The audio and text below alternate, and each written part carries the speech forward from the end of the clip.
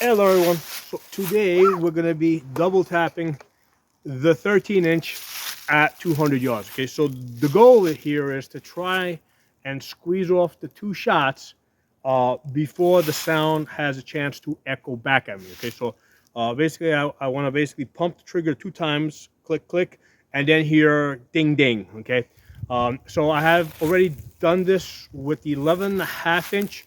Um, I think I had something like a 50% success rate. I mean, I was able to hit the target. Target's like 2 foot by 1 foot, so I was able to hit it like almost, I think, 100%. But as far as being able to get the two shots off before the ding echoes back, I was about 50% with that. That had a shielded. That had the Spitfire muzzle brake, which is like the best muzzle brake I've ever come across. In both, it reduced the recoil a little bit, and it basically eliminates the flash. Okay, and I've shot that at night. It's almost like you're shooting a suppressor. Okay. So anyway, I was about 50% successful in that. I think it was a total of 20 rounds that I did. So about, about half of them I was able to get that double tap. I did the AR-47 just a few days ago, right? So that's with 7.62 by 3.9. With that, I was out of the 20. I think I was able to only do it like, I think maybe 5 times, 4 or 5 times. The issue with the 7.62 by 3.9 is the added recoil. Okay, so I would shoot it and basically would throw my reticle off the target. I had to drive it back on, so that made me a little bit slower. So I had less success with that slightly higher recoil. So today I'm going back to the 5.56. But there's two differences versus when I did this with the 11.5 inch. Number one, I don't have a bipod on this, so I'm going to be shooting like kind of sort of improvised. Okay, the reason is because this 13, like if you look at this gun, like I think I weighed it earlier without the magazine, with the magnifier, it's like 7 pounds 3 ounces. So this is like a super light gun, right? This is a really light gun. You can hold one-handed. You could throw this over your back. you know, walk through the woods all day, and then whip it around, get on target, and do your shooting. Okay, so this is a very, very light gun. Now, 13 inches. It does have a core valley linear comp, which I think brings it to like 14.5 inches. So I think your 16-inch with the 1.5 inch basically comes out to close to like 18 inches with the bird cage on it. So just that little bit of weight reduction, makes this a much more nimble gun. So no bipod on this, no light. The idea with this gun is if I want to put a light on this, I would just throw a pistol light on the top. Okay, so that's something you keep in your back pocket or backpack, and you can just throw on a pistol light.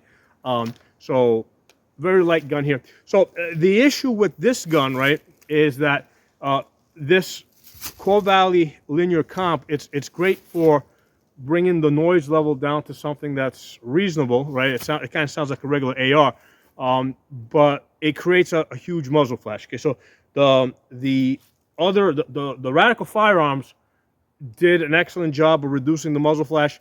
This gun is going to put out a huge muzzle flash. Now, in the daytime, if it's bright, it's harder to see. The sun is starting to set now. It's a cloudy day, so we're going to see a lot more muzzle flash. So what I'm trying to figure out in this exercise is, is that muzzle flash like just too much where I can't accomplish my goal of double tapping and getting, pumping the trigger 2 times before the sound comes back? Or is the muzzle flash going to be so much that I have to kind of like wait until, have to wait between my shots? Okay, so that's the thing that I'm trying to figure out here today, because I already know I can do this with 5.56, right, and get at least 50, get a 50%, have a 50% success rate. So the challenge here is going to be the muzzle flash. Okay, that's the thing that's different here. Okay, again, I'm also shooting this in an improvised position, no bipod, because again, this gun is meant to be something very light. That I want to keep this gun as light as possible. Okay. So pull this chair out of the way, and I'll just use this as a as an improvised rest. Okay, so this could be like wood, this could be, you know, this could be anything. Okay, so take off the magnifier so I can get on target.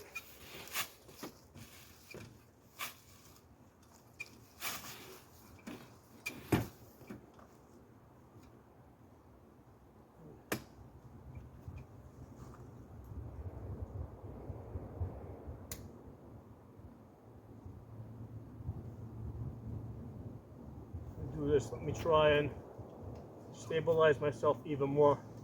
What I'm going to do is I'm going to, there you go, use the sling for a little bit more stability. A little bit tighter. There you go, that's a little bit better.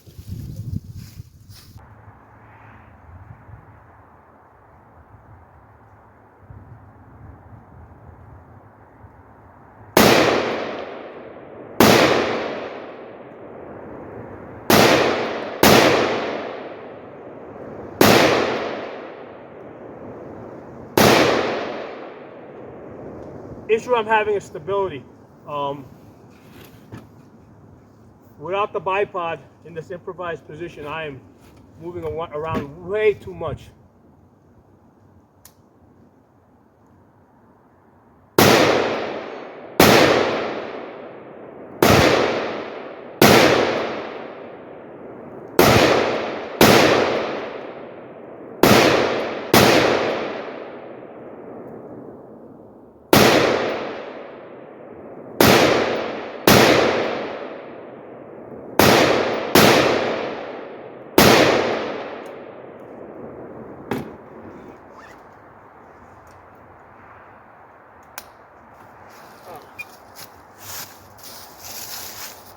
So the muzzle flash wasn't as bad as I thought it would be. It's not. I guess it's not dark enough.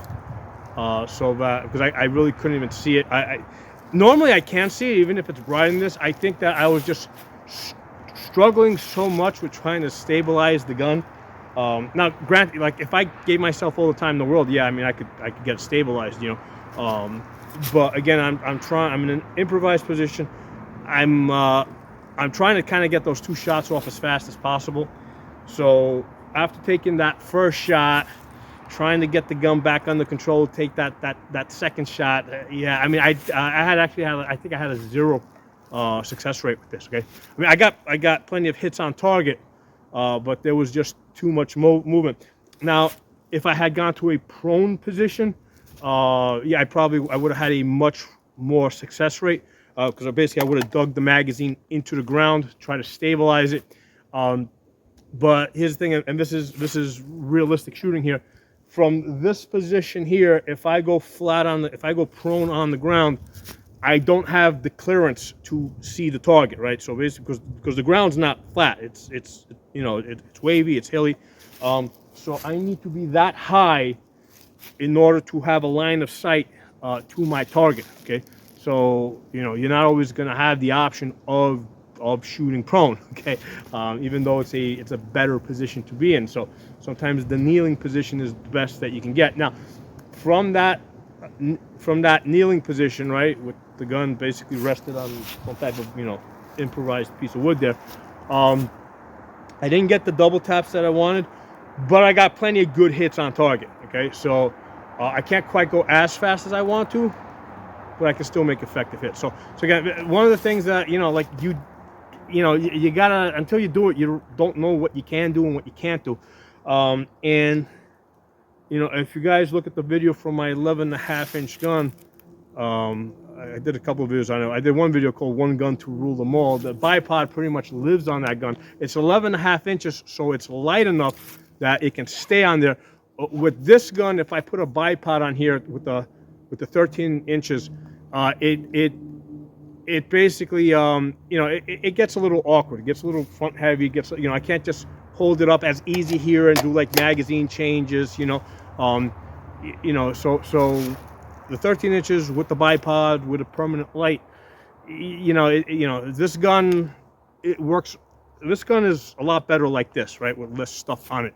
The 11.5 inch, I can keep it loaded with a rifle light, with a bipod, with flip up backup sights with a 6x magnifier. This time I was only using a 3x magnifier on this gun, right? There's only a 3x on this one.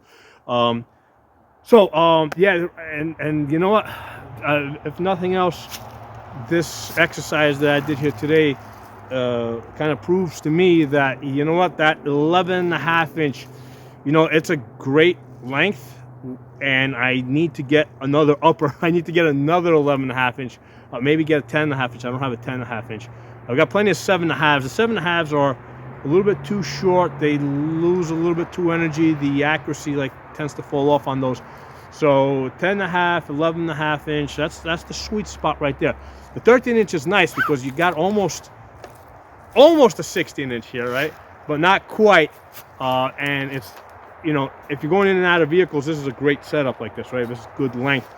But yeah, that as far as a do-it-all gun where you can load it up with everything, lights, bipod, magnifiers, flip-up sights, 11.5 inches is it. Okay, so that's today's exercise, and I just wanted to share with you guys my thoughts on it. Okay, so drop some comments. It helps push the algorithm. I don't monetize this channel. I just do these videos to basically spread the gun love, try and get more people into the gun culture. Okay, talk to y'all soon. All right, well, I hope you guys stuck around. We're gonna do this exercise again. This time I got a bipod. I found a real cheap one laying around. Hope it's good enough. Okay, we're gonna do the same exercise this time. Actually sitting in the chair using the bipod and trying to accomplish the same thing. Basically, I want to pump the trigger twice and basically hear the ding immediately. Okay, so let's see if we can accomplish that.